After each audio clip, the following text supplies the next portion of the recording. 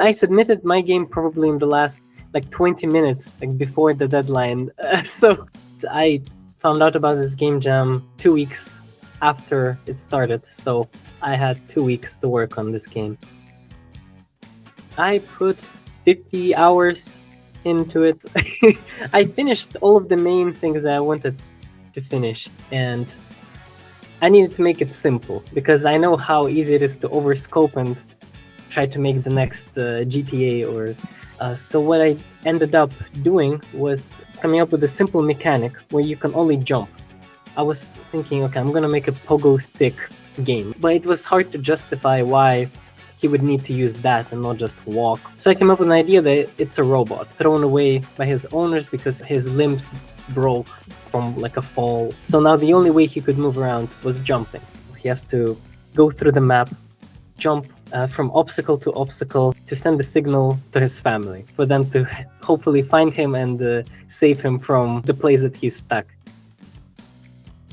If you want your game to be impactful, it has to have some kind of an emotional impact on the player. I was talking to Gemini 3.1 Pro when I was trying to get the best prompt possible. And it made really detailed prompts of who is in the room, what is the atmosphere, a lot of things that I didn't think of. I was using Nano Banana Pro for the image generation. With Tripo AI, I just loaded my AI generated image that I wanted, and it spitted out a 3D model that I just put in the game.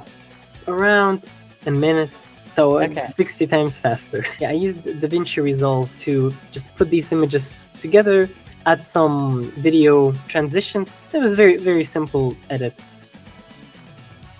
You would start in here, in the darkness, and then players would learn the main control mechanics, so how to jump, how to tilt the character. And then you have to get to the top of this new obstacle, and in the end to get to the tower that's over there.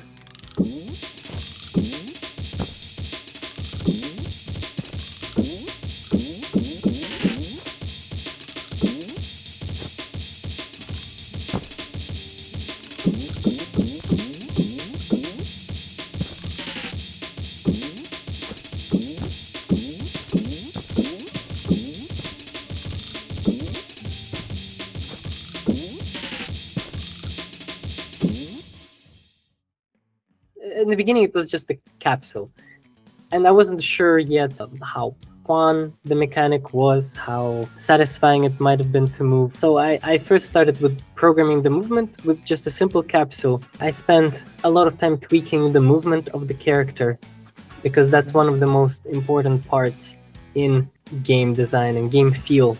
And I entirely built the movement with code and AI. So I was building it in Three.js. It's a framework to build video games and 3D visualizations of sort in the browser. It just gave me what I wanted. It didn't look great, but then all you have to do is just keep on iterating.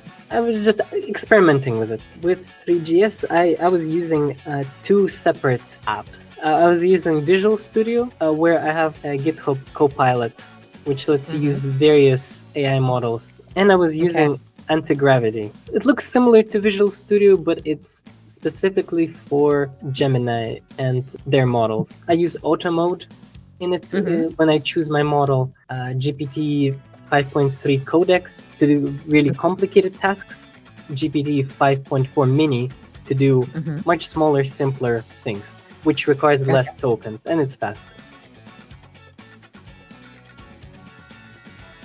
What took me a lot of time in this particular game is making the level itself. The capsule, and it was at the time, it was just standing on one platform. I had to create a better level so I can understand the physics of it and how well it was doing. An AI to make me a training level for me. I was still using Anti-Gravity Gemini 3.1. Basically created platforms from code.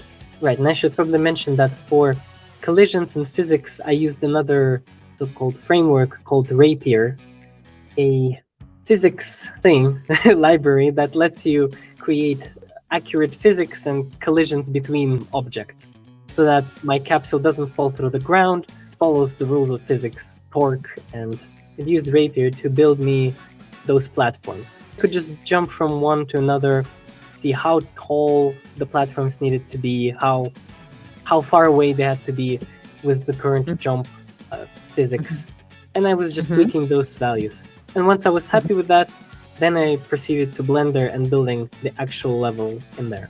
I definitely changed the path of motion significantly during my Blender level design.